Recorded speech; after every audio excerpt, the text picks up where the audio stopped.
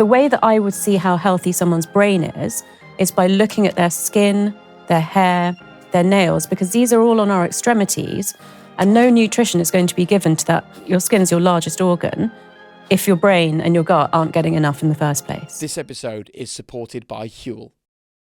Tara, nice to meet you. You too. Welcome to the show. Thank you. What do you believe high performance is?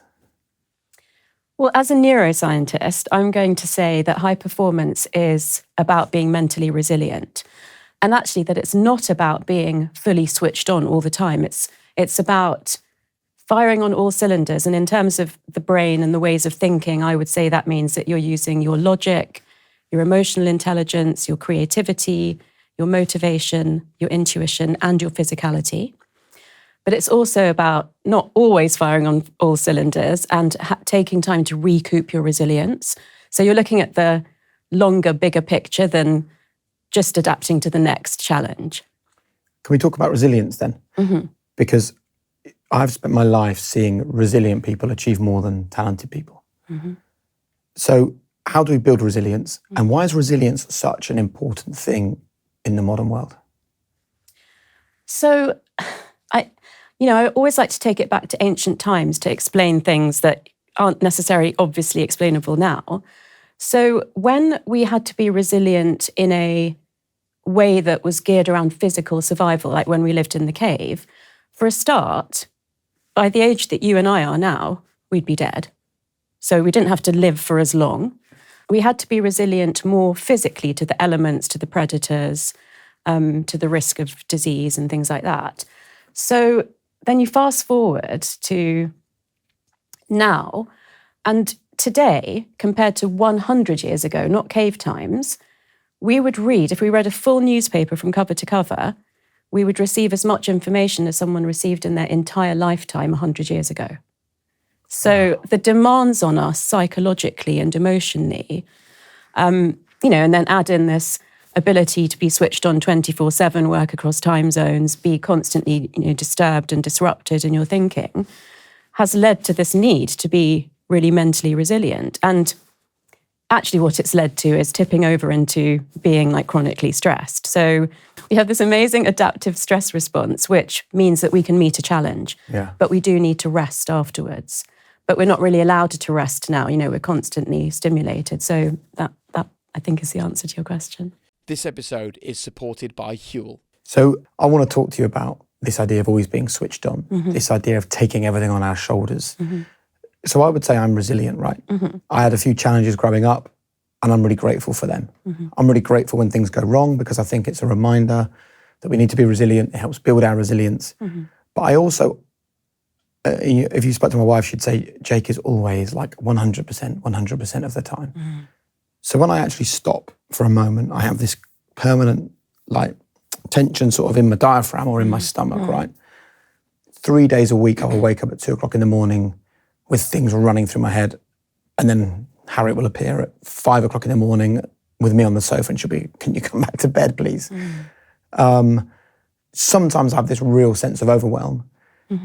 But then I also put loads of sway by the fact that I can do this. Like I can deal with running these businesses and looking after these people and being a parent and being a husband. But then there is also this feeling at the back of my head like, there might be a payoff at some point for this. So can we talk about what you think that constant level of, I wouldn't even call it stress, maybe I would, that constant level of a heightened way of operating is probably doing to me? I mean, what I'm feeling from you is this need to prove yourself when actually that need isn't there anymore. And that's often a sort of a legacy effect of something that we had to prove when we were younger. And because you can run all these businesses and be a husband and a dad because you are doing it. I'd hate to see you end up having a heart attack later because you pushed yourself so hard to do all of those things that it started to affect your immune system. But I'd prefer to take it back to what comes to mind if I say to you, what was it that you had to prove as a kid growing up? Probably being a middle child, but a very loved one. Messing up my exams at school, failing my A-levels, being sacked from McDonald's as a teenager for a lack of communication skills. Oh, Jay. Having no, honestly, no discernible talent or ability, sort of floating through, being a bit of a late developer. Like, if you'd have seen me at 18, 19, well, you wouldn't have even seen me because you would have just missed me in a crowd, right? So all of this came quite late and came through luck, which we can also talk about probably. It came through the failure of my exams. It meant I got work experience rather than carrying on at school. So it probably maybe does relate to all of that. Yeah, I think, it's a bit of a stereotype, but the middle child often does feel that they have to prove themselves. And I think if you bloomed later in life, which actually I did too, then there's a feeling of having to make up for that lost time. But where I'd like, you to get to now, and I think this will resonate with a lot of people, is why am I still fighting for something that I don't actually have to prove anymore? And what would happen if I wasn't switched on all the time? If if you took time either to meditate or to spend time in nature or to just be without doing anything. And, another one I'm going to guess, because I hear this so much, is when people say, I can just about hold it together at work, but when I get home, if my kids are being really annoying or my, spouse is demanding, then I can snap. Now that means that you're only one unit away from snapping in the workplace, which is, where I do a lot of my coaching with people. And an exercise that I give them is go home this evening and listen to your child for 5 minutes without looking at your phone and without interrupting them.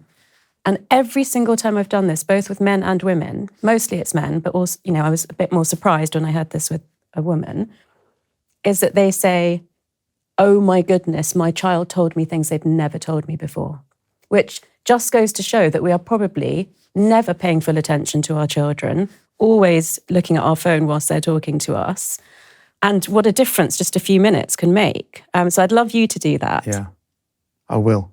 Why are we living like this then? I guess because we can.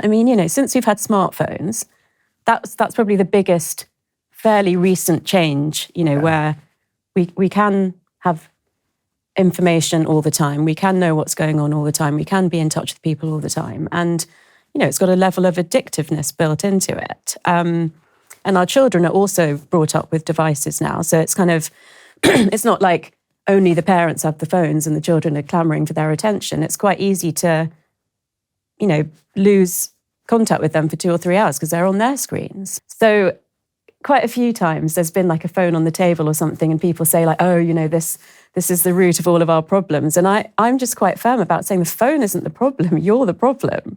And people deal with it differently. Some people put do not disturb or they put time limits on their apps and stuff. But I prefer to do it like I'm making a choice in every moment of either looking at it or not looking at it. And that's up to me. And it's not the phone that's making me do it. Huel has been a staple of my diet for some time, and I'm currently loving these Huel Daily A to Z vitamins. Tastes great, refreshing. Each can has 26 vitamins and minerals, offering 154 science-backed health benefits. Reduced tiredness and fatigue, normal cognitive function, healthy skin, hair and nails, and vitamin D for immunity. This is a vitamin drink that offers everything you could need it to. So what are you waiting for? Grab it right now in Tesco stores nationwide or at huel.com and let me know what you think. And I think we can see the benefit, right, of always being connected. I was thinking the other day, when Harriet says, what do you get off your phone? I'm thinking, well, it's my social media channels. It's my ability to communicate with the team. It's my emails that are coming in all the time. It's my contact with my parents and, text my daughter and things. So I'm using it all the time for loads of good reasons. But I'd love to know what the impact is physiologically on us and mentally, I guess, of this constant drip feed of information all the time. So early on, after the smartphones came out, there was some research that showed that very quickly our memory and attention centres in our brains had shrunk. So, and that was like, 15, 16 years ago now. So now I think what's more obvious is our attention span. So we're used to seeing things that are 15, 30, maybe 60 seconds long. And so even something like watching a long movie now is quite challenging for people. And I've noticed it myself. I really wanted to see Killers of the Flower Moon, but it's 3.5 hours. And I had to watch it like a series. People are binging things on Netflix because that's easier. And the shorter the episodes are, the more likely it is to be binged really quickly. And then obviously social media is even shorter attention span than that. So there I'm just talking about different types of video and audio. And if someone's got a child who is looking at YouTube Shorts, which are or TikTok, all short videos, is it changing the way their brain is wired and working for the rest of their lives? Yeah. I mean, because it's already changed ours, and we were adults when the smartphones came in. So, but very quickly we had some changes in our brains. But their whole brain, as it's developing, is being influenced by this. So, people connect it to the rise of things like ADD and ADHD and autism as well. It's like there's a theory that that's an evolutionary response to the fact that our time spans and attention spans have changed so dramatically. Wow. Is the answer just to get our kids off these screens? I'm not an advocate of that, because to survive in the modern world, they are going to have to be tech savvy. But I think limiting screen time and having it, like you said, using it for good purposes rather than sort of junk purposes, if you like. And I do quite regular digital detoxes. And that's very interesting, because what I've always learned when I've done that is the amount of extra time and space I have if I'm not looking at my device it's unimaginable. If you try to imagine what it'd be like to not look at your phone for a week, you won't get to the place that you would see if you actually did it. Right. All I'm seeing is the amount of emails and messages I'd have at the end of that week. That's my concern. Yeah, so the funny thing is... And I think that puts off a lot of people, doesn't it? It does, but what you find if you're not replying to the emails is actually you get a lot less. Right. And I put an out-of-office notice on saying, I am on a digital detox. Your email won't be read until the 15th of January or whatever it is. And people actually, at first, people were a bit shocked, like, how can you run a business like that? But by the next Christmas, people were saying, where are you going for your digital detox, and really respecting it. And I think it's quite a good reminder for us as well that, like, the world still revolves if we're not checking our messages constantly. Exactly. And we trick ourselves into thinking we need to be doing it all the time. Yeah, because we like, feeling needed and wanted and part of a tribe is really important to us. But we shouldn't be reliant on the phone to get that feeling. Have you ever been in that space where you check your emails, right, and they're up to date, then you flick across to like Instagram and there's not much on there, so then you go across to X and there's not much on there, and then within 30 seconds you've gone back to the emails again, then back to Instagram, back to X or TikTok or LinkedIn or whatever. And sometimes I'm going around and I say to myself, well, I know there's nothing new on there. Yeah. But I still keep on this cycle of... And I can't even work out why my brain thinks that's a good use of my time. But it seems to be a hard thing not to do. It's habit. I mean, let's bring neuroplasticity in here, like, quite up front, which is basically the way that neurons wire together and form pathways in your brain. And this goes on throughout adult life. It's not just in childhood. And so the two most important factors in that happening are repetition and emotional intensity. Right. So obviously we repeatedly use our phones, like there are statistics that say that could be up to thousands of times a day. And we get a dopamine hit from, a reward from a like on Instagram or a, good news email or a text message from your daughter. So it's both of those things at once, the reward and the repetition. And I read a lot about, this constant sort of level of stress that I feel and a lot of other people are walking around with. Mm-hmm. I read often, that stress is making you fat, right? I still don't understand this conversation about stress. I understand stress on the brain. Do you look at my stomach? Yeah. That was so... Yeah, I can see there's a problem. Well, with my hedge fund clients, who I would see monthly or less if they were in New York, they would just lift their T-shirt up when I walked into the room and say, like, now you know how the last month's trading's been. Honestly? Yeah. Why on earth is what's going on stress-wise affecting the amount of fat we're carrying then? The way that we were wired from cave times is that if we were chronically stressed, so basically our adrenal glands, which are back here above our kidneys, they release this hormone called cortisol, and that correlates 100% with stress. So if you're releasing a lot of cortisol, you will be feeling things like fear or anger or, sadness. If you are feeling stressed mentally, your adrenal glands will produce the appropriate amount of cortisol to match that. So normally in the 24-hour cycle, we release some melatonin to go to sleep when it gets dark. And that's, we're not really living with the light-dark cycle as naturally as, we used to. And then around dusk, we'll release the largest spike of cortisol for the 24-hour period, which is to help us wake up. And then depending on your age and your gender, there's a normal range between which it can fluctuate during the day. And so if something stressful happens, it might, go towards the top of that level. And then as soon as you've resolved the issue, it'll go back down to a lower level. But the way we're living now, which we've already discussed, means that our cortisol levels are either constantly at the top of that normal range or even have tipped over and are higher than that normal range. And so there are receptors in the brain, because the blood flows, around your body and your brain, it crosses the blood-brain barrier. And these receptors monitor the levels of cortisol. And if they see that it's high all the time or higher than it should be, then the brain starts to say, what are the reasons that I could, that there's a threat to my survival? And funnily enough, the first thing that still comes up, even though it's not true for most people, thankfully, in the world, is starvation. In the cave, that was the biggest threat to our survival. So to help us to survive until we could, hunt down a woolly mammoth or pick enough nuts and berries to feed the tribe, the cortisol drives fat being held in your abdominal fat cells. Right. So we have subcutaneous fat, which is all around our body, equally distributed. And then we have visceral fat, which is around our abdominal organs, and a level of which protects our organs. But then if cortisol is driving fat being deposited there, that's when you see the pot bellies, the kind of uneven distribution of fat, and the people reporting, I need to loosen my belt, even though I'm being more active and I'm eating less. Those things that normally work don't work if cortisol is opposing that action. So high levels of stress are genuinely negatively affecting brain and body. Yeah, so in the brain, when it feels that it's under-resourced, it's not going to give up resources for things like being creative, being flexible, regulating our emotions. It's going to go into what I call low power mode. So your blood supply gets brought down to the most basic survival functions that you need, which in the modern day is show up at work and look like you're doing enough that you don't get fired.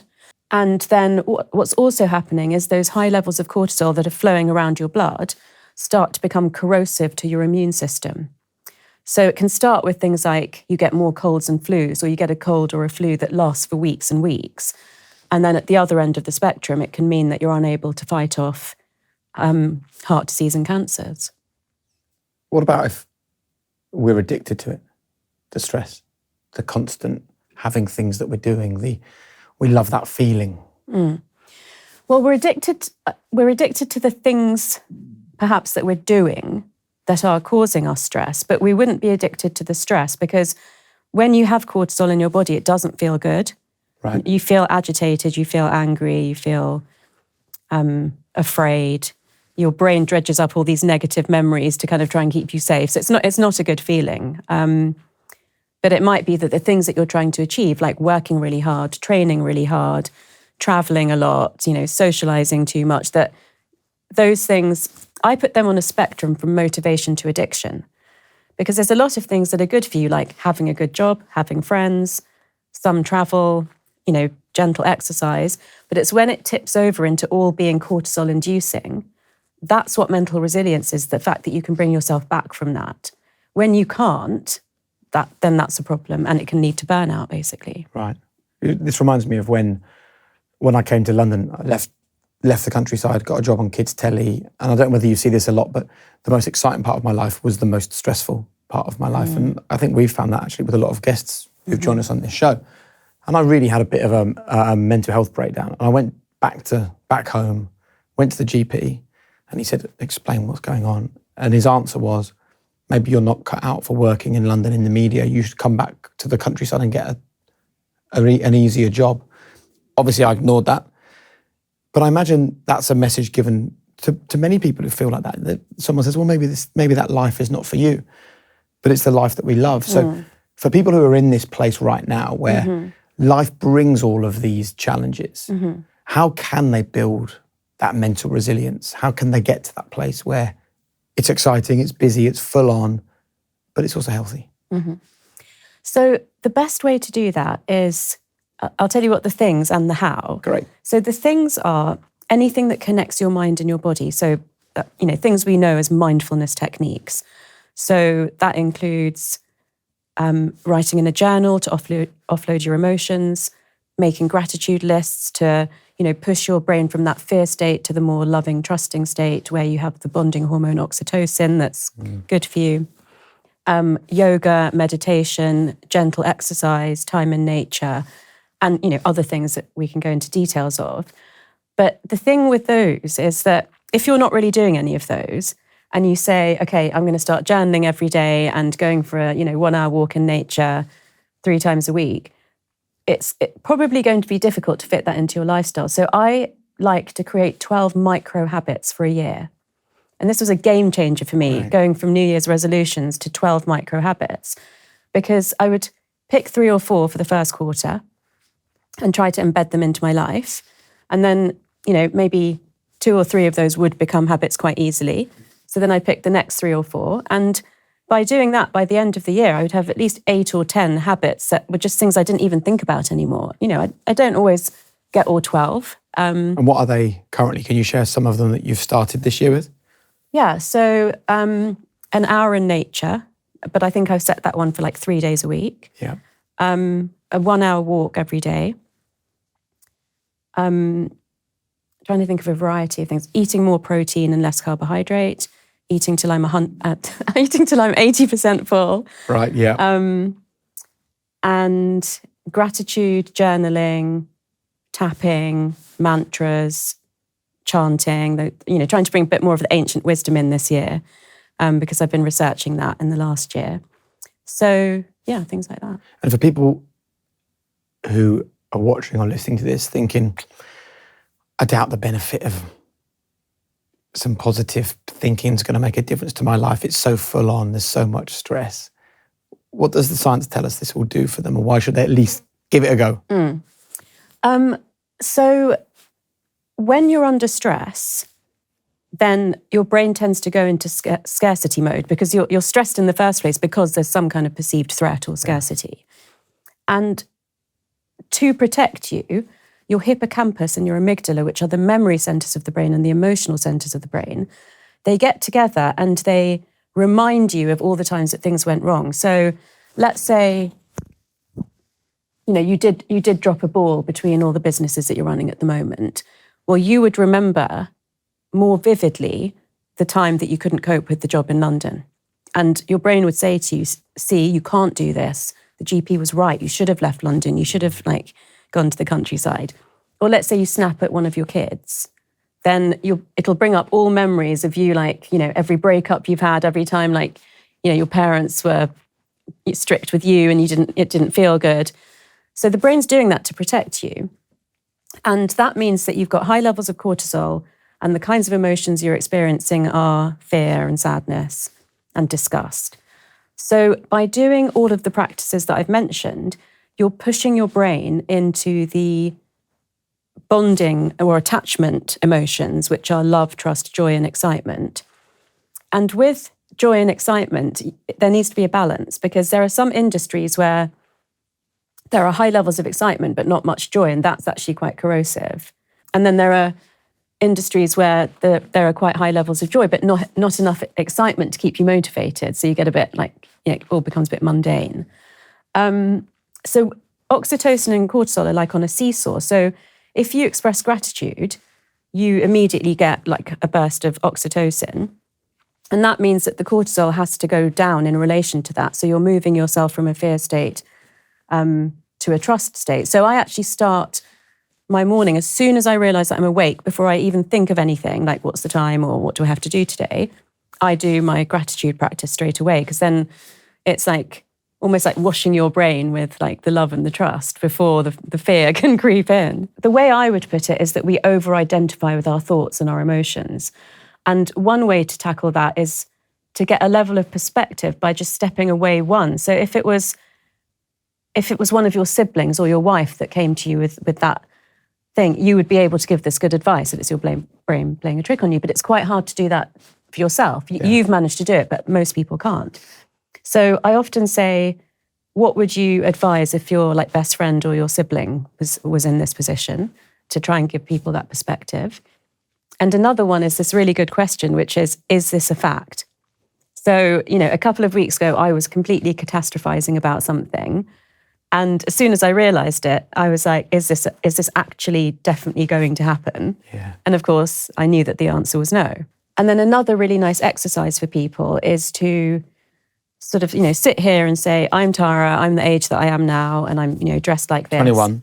Thank you. And then take 7 steps forward, Right, and turn around and say, I'm now 28, and I'm going to give advice to my younger self. And so, go from that place of being you with 7 years more experience than you've got now. And it's basically accessing your own intuition, but it's just a good way of not being in this, whatever you've got yourself into mentally. And something else that helps me, right, is that if I look at all the things that actually are keeping me awake at night and are adding stress, anxiety and worry to my life, almost all of them are a product of success, actually. Interesting. So I worry about my kids, but how lucky am I to have children? Or I worry about all the jobs I've got to do in the garden. Well, how lucky am I to have a garden? Yeah. Or I worry about high performance or my production company, the Whisper Group, or a few other financial investments. Well, how fortunate I am to have these businesses, have these investments. I think that's a really important thing as well, to remind ourselves that these are because things are going well, that you have challenges. And so therefore be grateful for the challenge. I think for you, journaling would actually really help, because what tends to happen is that you have these moments of insight, but then you forget them once you're back at work or you're busy with your kids. If you write them down and then you read over your journal, like the last 3 months, the last 6 months, you might see patterns that will just bring it more to the front of your mind quicker the next time you're lying in bed worrying, that it's actually all good things, that you're just trying to maintain them now. That's your issue. Why is it such a big deal for us to have purpose in our lives then, and the challenge of not having purpose, what it does to us? Yeah, it's a really interesting one, because when we talk about all the factors that contribute to mental health and well-being and resilience, there's all the foundational ones that I've spoken a lot about before.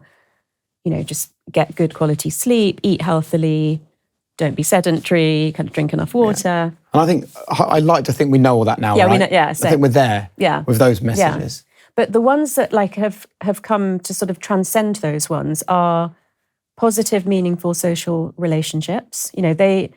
So all these things I'm about to say impact your mental health, your physical health, and your longevity. So older people who are still social live longer and get less dementia. And it also counts for younger people in terms of just your mental health. Time in nature, it literally changes your lifespan and your health and your... How? So, any trees really, but particularly cedars, pines and cypresses, release compounds called phytoncides that trigger the release of natural killer cells in our immune systems. So it basically boosts our immunity. Wow. Yeah. How am I 46 and didn't know that?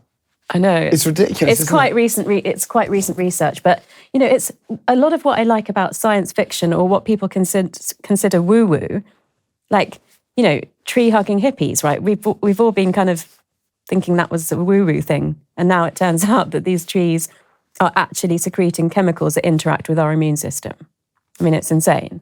Absolutely. Yeah, and the other one is, so one of them is having a sense of purpose that transcends yourself.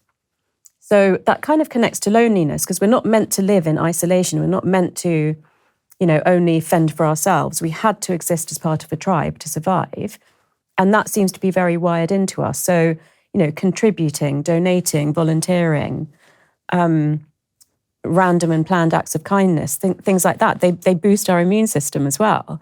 And they put us in that oxytocin state. And then there's a newish field of research called neuroaesthetics, which is about beauty and creativity, both for holding and making. So it could be singing or listening to music. It could be dancing or watching the ballet. It could be going to an art gallery or, painting something yourself. And within that, they say that nature is the palette that we've existed in, for all of humanity. And therefore, we all find it calming and beautiful, unless you've got like terrible allergies or something. So it's the beauty and the awe of it that's also having an effect on us mentally.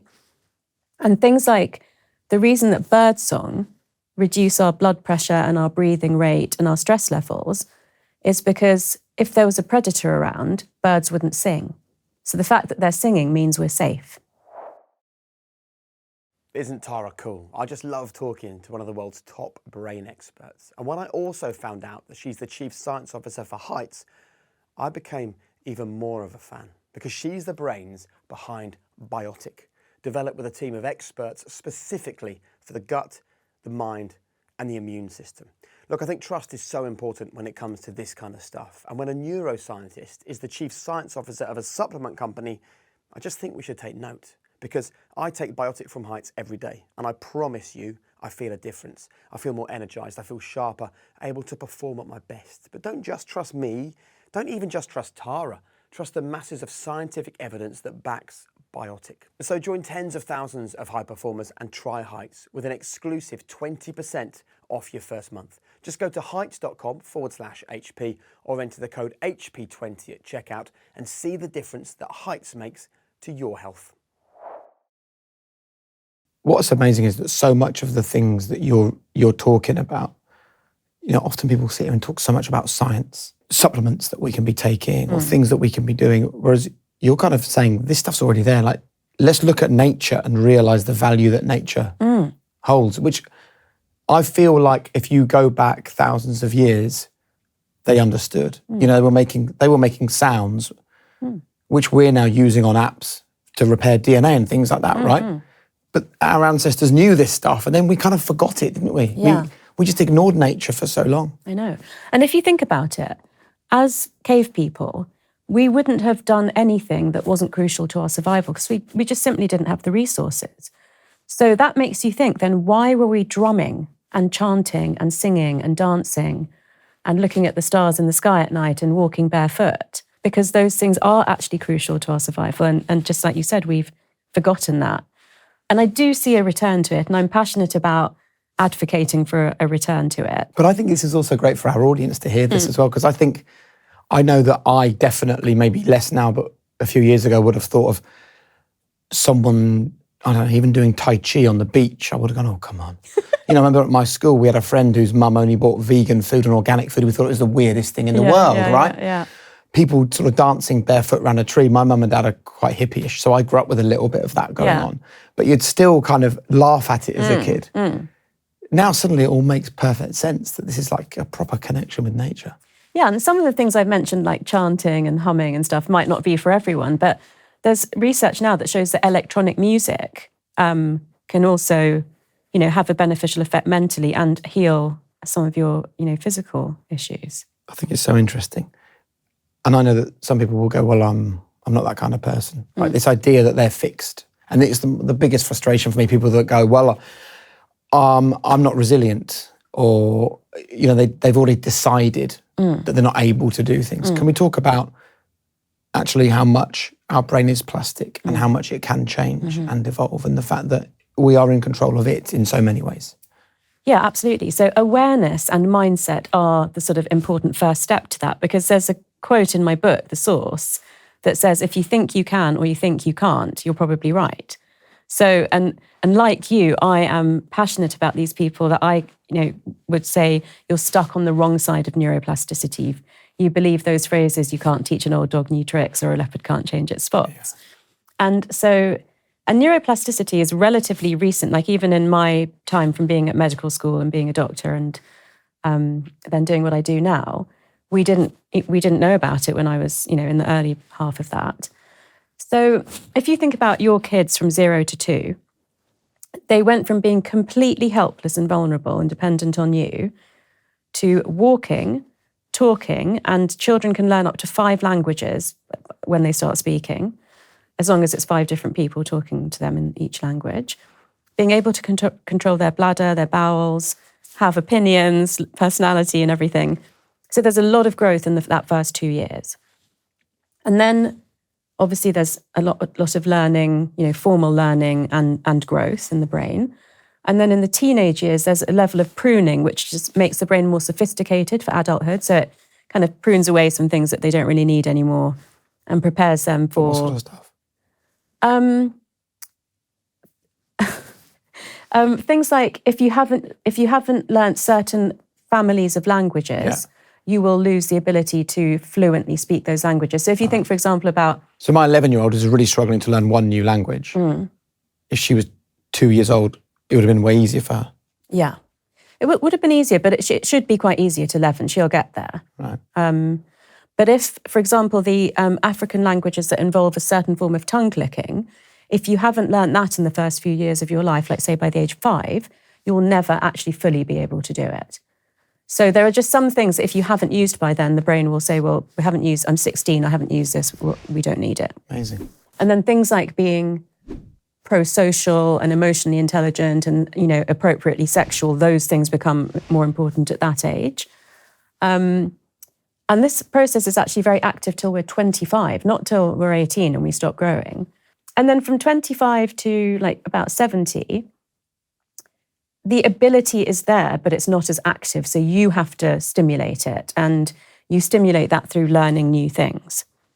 And there is a level of being attention intense enough to actually change your brain. So it's got to be hard work. It can't be too easy. It can't be crosswords or Sudoku. It's got to be a language or a musical instrument. But personally, I'm a big advocate of it just being new experiences, meeting new people, traveling to new places, eating food you've never eaten before, making a recipe you've never made before. And just, sort of experiencing new things all the time. I do try to formally learn one new thing each year, but I also have traveled a lot and speak several languages, and I love meeting people of all different ages and backgrounds and things like that. And then from about 65, 70, some forms of memory, so things like the sequence in which certain events happened, become harder for people to recall, but their wisdom and judgment actually become super pathways. So the only bad part to neuroplasticity is if you constantly obsess over something negative, like if you have a breakup and you just keep thinking about everything that you did wrong, and then you're going to embed that into your brain. But the opportunity to, I say neuroplasticity is hope, the opportunity to improve your brain, to change the way that you think, to, have lifelong learning. It's all there. So I love this conversation about hope that you just mentioned. And it reminds me of my mum saying, you're a product of your thoughts. Oh. And I guess now that kind of makes sense. And I worry about the modern world where we can see anything, like literally anything on social media. Mm-hmm. Some of the darkest, most horrible things that we would never be exposed to can now be found by you or I on our phones in the next 20 seconds. Mm-hmm. And I wonder about the impact of that kind of negative imagery and pretty poisonous content that can be found at any time and what that's doing to us. Yeah, so I don't know if you're saying this based on the fact that you know that I don't watch or read the news. Was that right? No, I didn't. Yeah, no, I don't at all. Why not? When did you make that decision? I made that decision after 9/11, when I read the research that showed that people who repeatedly looked at images of the Twin Towers falling, who had no connection to New York, had no loss, personal loss, got PTSD. Wow. Yeah, so that's how powerful, particularly visual imagery is.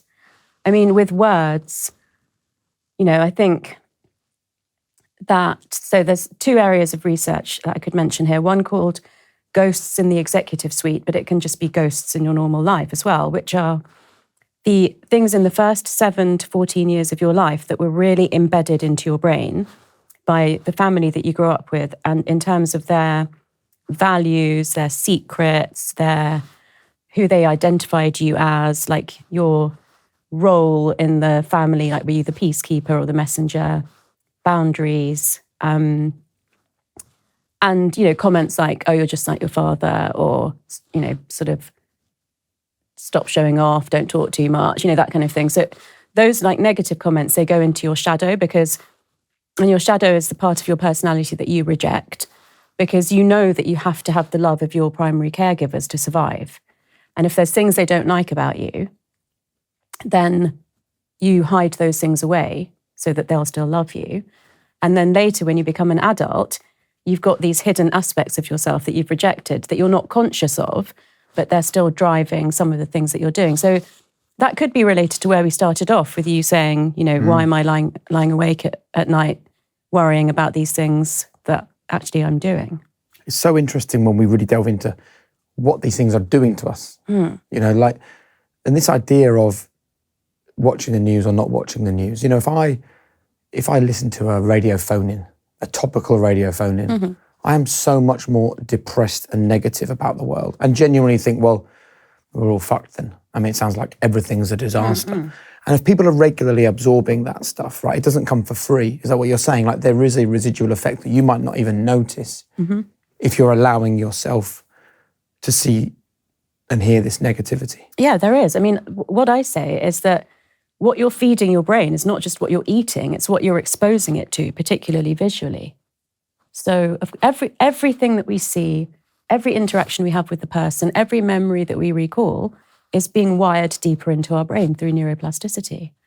And what about use of social media? Do you just go on there and look at anything? Do you not use it? Do you filter really carefully what you do? Yeah, I curate it very carefully. So I only really follow either people that I know personally or science stuff that I'm interested in, or fun, beautiful kind of nature or fashion or beauty kind of things that are, really positive. But you must slip as well. You must make mistakes. If there's something big going on in the world that I really feel I need to know more about, I hear from my friends and family, obviously, that if there are major things going on in the world. And I'm not making them watch the news for me. They are making their own choices, but obviously I will hear if there are major things going on. Then I might go on to X to just read about it, but just enough so that I know about it and I won't repeat it, any bad news. And what about being kind to yourself generally, not just watching the news, but forgetting to manifest, not doing the journal, not sticking to the principles that you planned at the start of the year? I sometimes think one of the reasons why a lot of people don't start is because I think, well, I know what'll happen. I'll mess it up and I'll feel even worse because I can't even do that right. So how are you with that?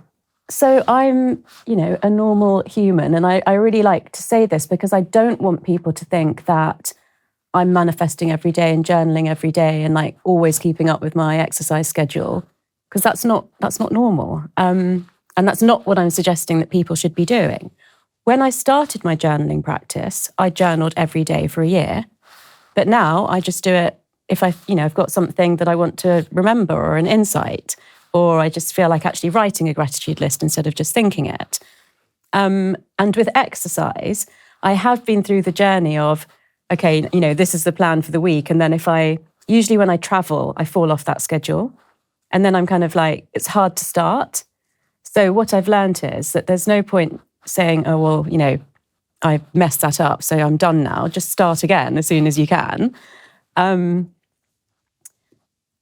And with manifestation, I really think actually that it comes in waves, and there's many factors that contribute to that. So it could be that you're a bit down and so you're not really, abundant, or it could be something to do with the seasons or the moon, I don't know. But, I feel like sometimes I think, oh my goodness, be careful what you wish for. And when I'm manifesting a lot, I ask for some of the other things that I've had as little things that I want that hadn't happened. And then when there are periods, sometimes of weeks and months, that it feels like nothing's manifesting, I'm just okay with that. Can you explain to someone that's never manifested before why it's important, why you do it, and whether they should begin? So at its simplest level, it's literally just setting a goal or a desire or a dream and doing whatever you can to achieve that. So in my book, The Source, I wrote about vision boards and how they work on the brain, but I actually called them action boards because I said, you can't just create a fantasy and sit on the couch waiting for it to come true. You have to take action in real life. And that's the misnomer, I think, about manifesting. And so people go, I just want to be successful. But they don't change the behaviours or their habits or their approach to life. They just wait for the success to come from thinking about success, right? That's not manifesting, let's be clear. Yeah, yes. And the other thing is that, when I wrote The Source, I wanted to put all the cognitive science, so the psychology and neuroscience, behind what we consider to be manifestation rather than what had previously happened, which was that it was about frequencies and vibrations and the universe and quantum physics. Because if it's cognitive science, which is the science of your thinking, then you're in control of your life. And that's how I wanted people to feel, that, you have agency, you're in the driving seat, not that life's happening to you. And so the reason that it's important from the cognitive science is that, a bit like the Twin Towers, if you look at your vision board or your action board every day, I have mine by my bed, so I would see it like first thing in the morning and last thing at night, minimum. And especially if it's last thing at night, it's more likely to get like into your subconscious overnight. What sort of things have you got on there? Oh, in the past, I've had things like, the flat or house I would want to live in, the places I would want to travel to, some work targets. I once had like a cute little old-fashioned typewriter because I wanted to write a book, romance stuff. So yeah, like health, everything. Wow. And if someone's never manifested before? That's a really good way to start doing a vision board, because it's kind of, it's an easy thing to do, well, not easy, but it's a fun, creative, tactile, 3D. Do it with your kids? You do it with your kids, yeah. And it's quite good to have maybe a friend say, Jake, is everything you want really on there? Or are there some things that you thought you wanted, but now you see it on the board, you feel like you don't want it on there? And, I think with you, I can imagine that if we, I helped you to make one, that it would be very full. And I would probably say, Jake, don't you want some space in your life? How do you know me this well after a 1 hour, 1.5 hour conversation? You're totally right. It would be overfilled. Yeah. And you'd be trying to get me to pare it back. Yeah. Talking of being overfilled, can we talk about food? Because we've spoken so much about the information going into our brains, through our eyes, through the media that we're consuming, through our thoughts. How much is food playing a part if we want to get to our own version of high performance? It's so important. I usually say with the things like sleep, diet, exercise, hydration, mindfulness, how long would it take you to die if you didn't have one of those things? So if we only had water and no food, people could probably live for about a month. But, that shows you how crucial it is. And then it's not just any food. It's really, for high performance, there are some very specific ways that, we can eat to boost that. So an interesting thing, I think, for your audience is that if you change the way that you eat, your gut microbiome will adjust to that within 1 to 2 days. So you will get an immediate benefit from changing the way that you eat. And some of the guidelines are things like 30 different varieties of plant foods per week. Now, that sounds like a lot, but if it includes tea, coffee, spices, black pepper, and then even if you had, like, say you bought a 3-pack of peppers and one was green and one was yellow and one was red, that counts as 3. Yeah. So I suggest that people keep a food diary and see how they're doing against that, and maybe they're not doing as badly as they thought, and then be more conscious of trying to bring that variety in.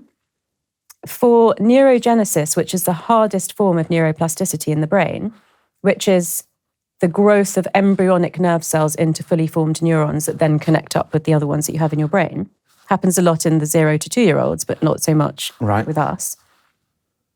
And why is that so important? It's just the hardest one. Right. Because then there's also synaptic connection and myelination, which are all boosted by food. But neurogenesis is particularly boosted by dark-skinned foods. So where you can make a choice to have purple sprouting broccoli instead of regular broccoli, or currently I'm like overeating purple asparagus because it's the season. Had to actually make myself get a bunch of white asparagus to not just be too purple. I'll turn purple at the rate I'm going. Black beans instead of white beans, dark chocolate instead of like light chocolate. For the dark foods, a good quality like organic coffee also counts. And And then the brain's made up mostly of water and fat. So hydrating foods like melon and cucumber, and good fat foods like avocado, olives, nuts, seeds. And then, depending on your age group and your lifestyle, the right amount of protein. And obviously there are arguments about whether this can be done fully plant-based or not. From a brain point of view, I would have to say that having some animal protein in your diet is beneficial. And I know that a lot of people won't like that, but I'm just going to state the facts, and obviously people make their own choices. So yeah, I would say if you were eating like that, then you're supplying your gut and your brain, and they're very connected in a two-way conversation, with enough hydration, enough good fats, enough essential amino acids, enough antioxidants, and then with the dark food, polyphenols, which are an even a next level of high performance antioxidants. So if people did that, they would notice a massive difference in their skin. And I say that because I feel like if you eat in a brain first way, you're naturally taking care of your cardiovascular system, your gastrointestinal system. And where you see, the way that I would see how healthy someone's brain is by looking at their skin, their hair, their nails, because these are all on our extremities, and no nutrition is going to be given to that. Your skin is your largest organ if your brain and your gut aren't getting enough in the first place. The skin isn't just the physical boundary of our body, it's also the organ of psychological boundary transgressions. So if someone's taken advantage of you emotionally, physically, sexually, financially, that can often show up in the skin as a flare-up of eczema, dermatitis, psoriasis, a rash, a poor wound healing.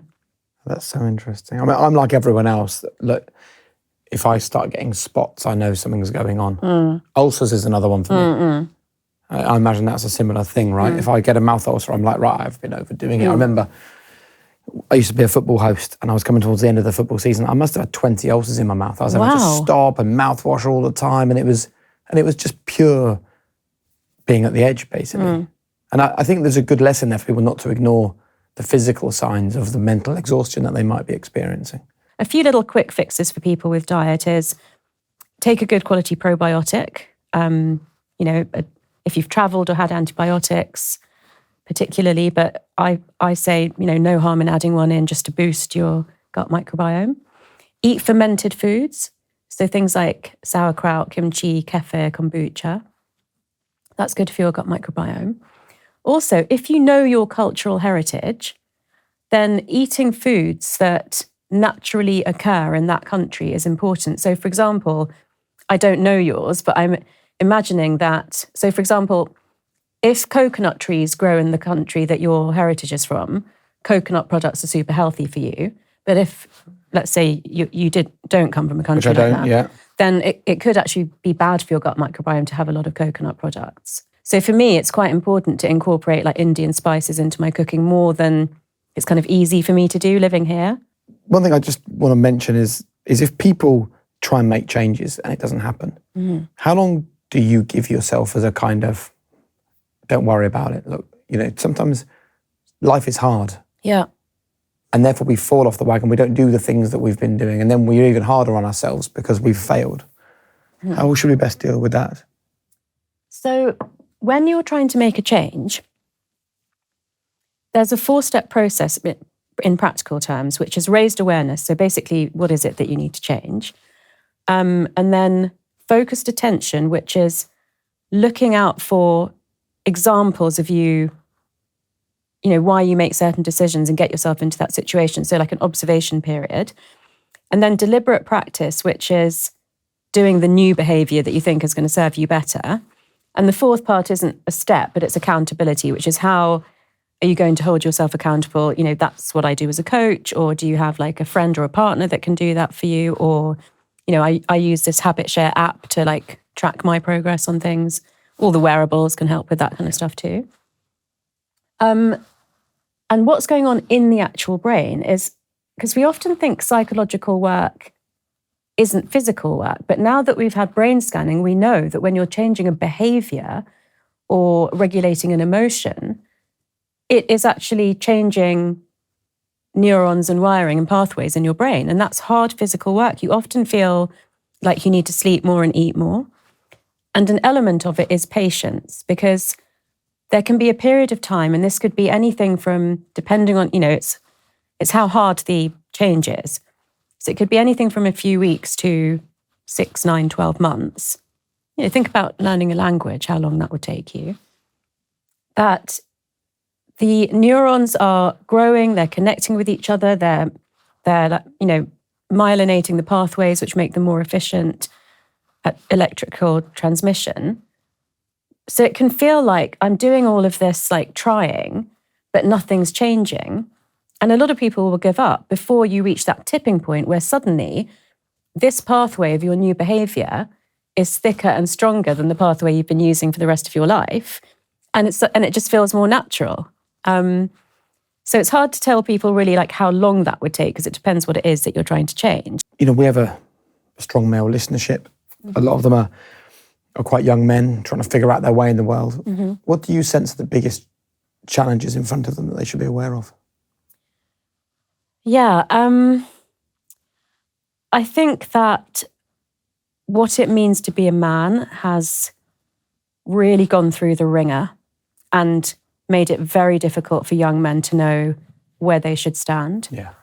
I know that as a woman, when I hear about anything from the Me Too movement to very recently, a friend's daughter said to me that a man had like grabbed her on the beach when she was on holiday, that I have a lot of conversations with like taxi drivers, and I was saying to them that, what I was hearing with the backlash of Me Too, I felt that I had to keep saying to my friends, male and female, that most men are good. We have to remember that. It's way too easy to start demonizing men and creating such a divide, and not doing the part that we as women have to play as well to nurture what is a good man. And I said the same thing to my friend's daughter. I said, I'm so sorry that that's happened to you. I don't know a woman that hasn't happened to, but we still need to remember that most men are good. And so even in my career, like at MIT, which has been 10 years now, I remember when lecturing, still feeling that corporately, there was very much a big boys don't cry kind of culture. I would like to think that that's changed or changing. Yeah. I think for men to be able to regulate their emotions is really, really key. And so that doesn't necessarily mean crying or being really angry, but it means understanding your emotions and kind of being able to keep them within a narrower range than tipping over into anything like too sad or too angry. Yeah. And that goes for men and women as well. But I think it's harder for men because they're almost told not to be emotional.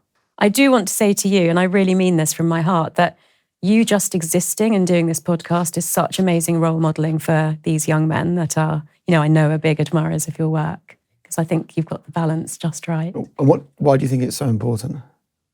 Because one of the main ways that people can form their choices is through seeing role models and that expand their view of who they can be. Yeah, I love that. And I rally against the modern discourse of one way or the other way. Like, I do think you can be everything as a man. I think you can be masculine and male and kind of visceral and how men traditionally were seen, as well as be vulnerable, thoughtful, kind, caring. Sometimes you can be ladsy with your mates, but then you can be sensitive with a partner or a friend. Sometimes you can be sensitive with a friend and ladsy with a partner. We must be allowed to kind of be all the things that I think men can be, rather than having to fit this traditional stereotype that society maybe wants a lot of men to fit into, because then I think it leads to a dangerous rise of the extremes. Yeah. And that's never a good thing, I don't think. No, and of all of those options that you mentioned, all of which I think are really great, I think the one being sensitive with a lad mate is important, because women have more access to that through the female friendships. And, I'd like to think that that's changing. I've seen, some very good, male groups and stuff like that. But that, I think, maybe is still where I'm hearing men say, oh, I can never talk about my mental health with my male friends. That, I think, it would be amazing if that could change. I hope so. And And I think one of the best ways to help us to change that, right, is to remind people that when you are anxious or stressed or feeling triggered, right, that's when you're at your strongest. Because people who are not anxious people who aren't scared of certain situations, people who aren't living with fear, well, they don't need to be brave because they're not scared. So this feeling that as a man that's scared of things, you're a weak man. You're the opposite of a weak man. You're the strongest. A man with mental health challenges is a far stronger man than a man with no mental health challenges. Yeah, that's so because he true. still has to get up and go forwards and be in the world and find the answers. That takes strength, real strength. And I think that, for me, is a very important distinction that we need to make. Yeah. Should we do some quick fire questions? Okay. The 3 non-negotiable behaviours that mean the most to you. Honesty, generosity, and being loving. Wonderful. For someone that's listened to this conversation and feels ready to make a change in their life, whatever that change might be, what's the very first thing that you would advise them to do? I think a really practical one that people could do today would be to start looking for images for their action board. Great. What makes a great leader? Someone that you can trust. What's your biggest strength? What's your greatest weakness?